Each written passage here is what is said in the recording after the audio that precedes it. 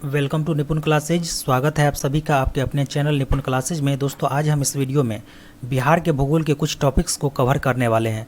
चूँकि बीपीएससी के जरिए ही आप लोगों का पेपर होने वाला है, ऐसे में बिहार जीके का वेटेज अच्छा खासा हमको एग्जाम में देखने को मिलने वाले हैं। हालांकि एग्जाम को लेकर अभी तक कोई नोटिफिकेशन जारी नहीं किया गया और न ही सिलेबस के रिगार्डिंग कोई इन्फॉर्मेशन दी गई है। ऐसे में जब भी सिलेबस आप लोगों के सामने आएंगे तो उसमें बिहार से रिलेटेड क्वेश्चन या फिर जो बिहार के जीके हैं उसका वेटेज अच्छा खासा आपको दिया जाएगा। इसलिए हमारी कोशिश है दोस्तों कि सिलेबस आने से पहले बिहार से रिलेटेड जितने भी जीके हैं, चाहे बिहार के इतिहास हो, भूगोल हो, राजनीति शास्त्र हो या फिर अर्थव्यवस्था हो, उसको कंप्लीट करवा दें। हालांकि मैं आप लोगों के लिए इतिहास का जो वीडियो है वो डेली प्रोवाइड करवा रहा हूं और आज से आपको एक और वीडियो देखने को मिलेगा जिसमें हम बिहार के भूगोल को कवर करने वाले हैं। बिहार के जो भूगोल है दोस्तों उसको हम टोटल 5 वीडियो में कवर करेंगे और ये हमारा जो है वो पहला वीडियो है। तो चलिए वीडियो को हम स्टार्ट करते हैं। देखिए, ये जो हमारा पहला टॉपिक है वो है बिहार के प्रमुख अभयारण्य के बारे में। आपको पता होगा कि बिहार में जो अभयारण्य है प्रमुख, उसकी संख्या टोटल कितनी है, इसके बारे में भी हम जानने का प्रयास करेंगे। लेकिन सबसे पहले जानते हैं कि कौन कौन प्रमुख अभयारण्य है और किस जिले में ये अभयारण्य स्थित है। तो हमारा जो पहला क्वेश्चन है कि वाल्मीकि राष्ट्रीय उद्यान, वाल्मीकि राष्ट्रीय उद्यान कहाँ है ये आपको बताने हैं। तो दोस्तों वाल्मीकि राष्ट्रीय उद्यान की बात की जाए तो ये पश्चिमी चंपारण में है, पश्चिमी चंपारण में है। और वाल्मीकि राष्ट्रीय उद्यान भारत का इकलौता राष्ट्रीय उद्यान है। ठीक है। अगर वाल्मीकि आश्रायणी की बात करें तो ये भी आपको पश्चिमी चंपारण में ही देखने को मिल जाएगा। अगर गौतम बुद्ध अभयारण्य के बारे में अगर आपसे पूछे कि गौतम बुद्ध अभयारण्य कहाँ है, तो गौतम बुद्ध अभयारण्य है दोस्तों गया में। अगर भीम बांध अभयारण्य के बारे में अगर आपसे पूछा जाए कि भीम बांध अभयारण्य कहाँ है, तो ये मुंगेर में स्थित है, मुंगेर जिला में स्थित है। विक्रमशिला गंगा डॉल्फिन अभयारण्य, ये अभयारण्य दोस्तों आपको भागलपुर में देखने को मिलेगा। भागलपुर में स्थित है विक्रमशिला गंगा डॉल्फिन अभयारण्य। नेक्स्ट है कैमूर अभयारण्य के बारे में पूछा गया कि कैमूर अभयारण्य कहाँ है, तो कैमूर अभयारण्य दोस्तों रोहतास में है। कहाँ है? रोहतास में। अगर पंत अभयारण्य के बारे में पूछा जाए कि पंत अभयारण्य कहाँ है, तो पंत अभयारण्य नालंदा में है। परमार डॉल्फिन अभयारण्य कहाँ है? परमार डॉल्फिन अभयारण्य के बारे में पूछा गया है दोस्तों, तो परमार डॉल्फिन अभयारण्य जो है वो अररिया में स्थित है। आपको बता दें कि बिहार में टोटल कितने ज़िले हैं दोस्तों? 38 ज़िले हैं। अगर नवीनतम ज़िले के बारे में आपसे पूछा जाए तो अरवल बिहार का नवीनतम ज़िला है। अगर कांवर पक्षी बिहार के बारे में आपसे पूछे कि कांवर पक्षी बिहार कहाँ स्थित है, तो ये बेगूसराय में स्थित है। कुशेश्वर पक्षी बिहार, ये कुशेश्वर पक्षी बिहार दोस्तों कहाँ है, तो दरभंगा में स्थित है। ये जितने सारे क्वेश्चन हैं इसे आप नोट करते जाइएगा, आपके लिए काफ़ी हेल्पफुल होने वाली है आगामी आने वाली एग्जाम में।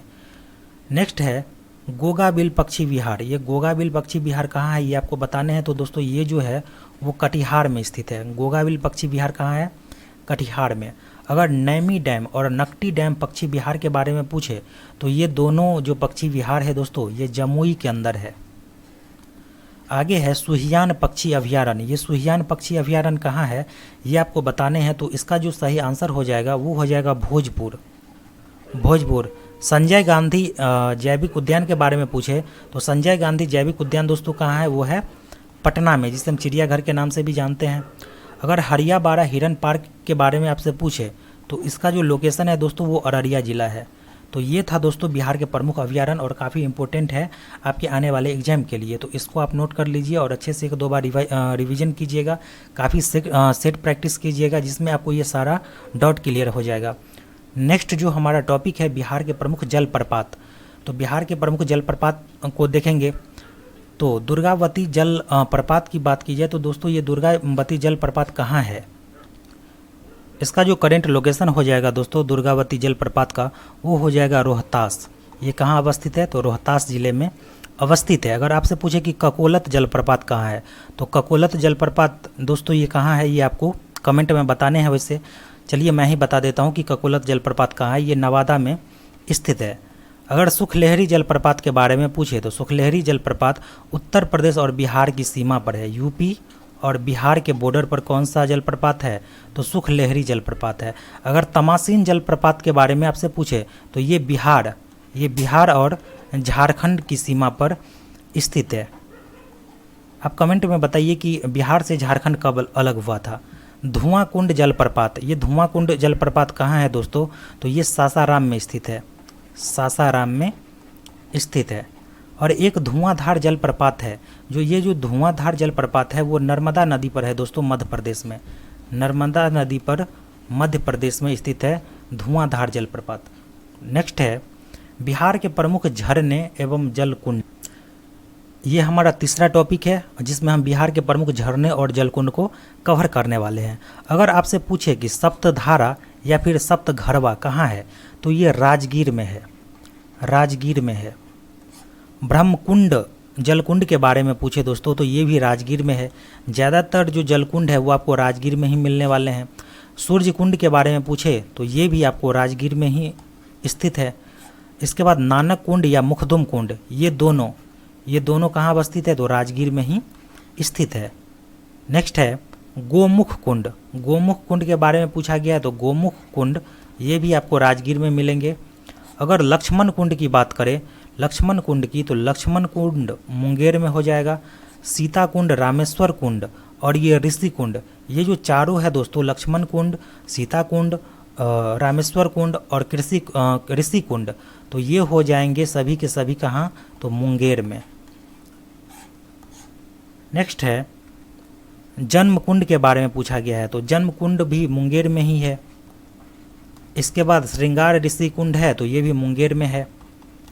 भरारी कुंड भी दोस्तों मुंगेर में ही स्थित है। अगर अग्नि कुंड के बारे में पूछा जाए तो गया में है।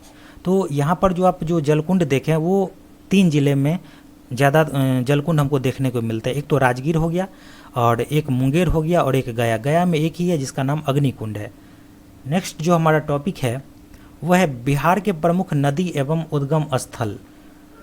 बिहार में जितनी सारी नदियाँ बहती है दोस्तों, तो उसका उद्गम स्थल क्या है, कहाँ से निकलती है ये नदियाँ, उसके बारे में हम जानने का प्रयास करेंगे।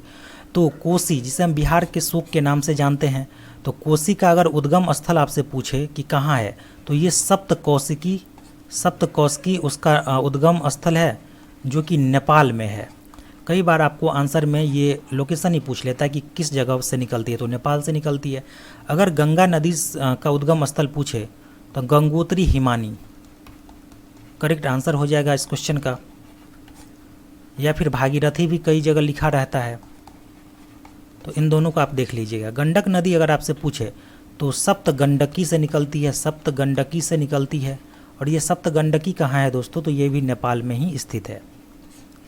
अगर बूढ़ी गंडक के बारे में पूछे कि बूढ़ी गंडक कहाँ से निकलती है, तो सोमेश्वर की पहाड़ी से निकलती है। कौन, बूढ़ी गंडक, सोमेश्वर की पहाड़ी से निकलती है बूढ़ी गंडक। बागमती नदी के बारे में पूछे तो महाभारत श्रेणी से एक नदी निकलती है जिसका नाम है दोस्तों बागमती। और ये बागमती जो नदी है वो महाभारत श्रेणी से निकलती है।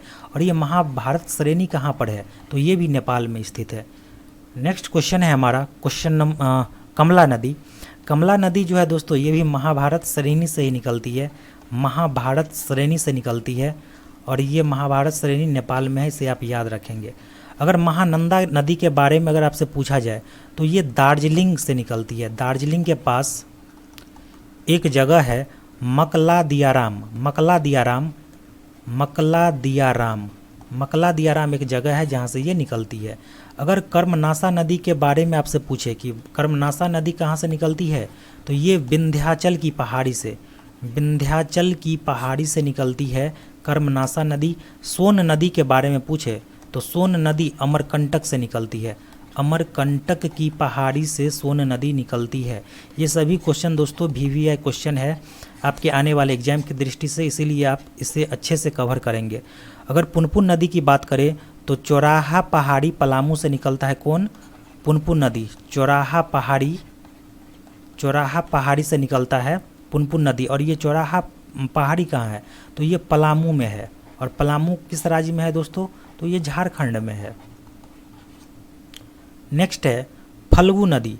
तो फल्गु नदी के बारे में पूछा गया है तो ये हो जाएगा हजारीबाग पठार से निकलता है फल्गु नदी।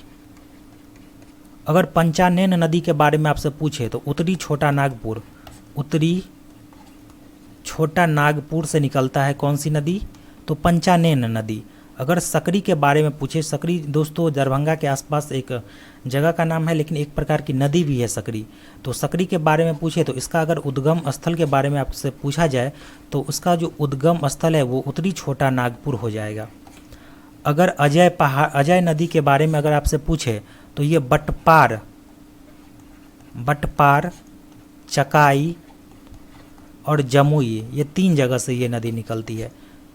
तो ये था दोस्तों बिहार के ज्योग्राफी से रिलेटेड कुछ टॉपिक, और ये हमारा पहला वीडियो था। 4 वीडियो आपको और देखने को मिलेंगे बिहार के ज्योग्राफी से रिलेटेड, और इस 4-5 वीडियो में हम बिहार के पूरे ज्योग्राफी को कंप्लीट कर देंगे। और इसका जो PDF है जो अभी आपके सामने शो हो रहा है, तो इसका जो PDF है आपको हम टेलीग्राम, अपने जो भी मेरे टेलीग्राम का चैनल है तो उस पर हम डाल देंगे, और टेलीग्राम चैनल का जो लिंक है वो डिस्क्रिप्शन बॉक्स में मेंशन कर दिया गया है। तो यहाँ से आप हमारे टेलीग्राम चैनल से आप जुड़ सकते हैं, और वहाँ पर आपको सभी वीडियो का PDF मिल जाएगा।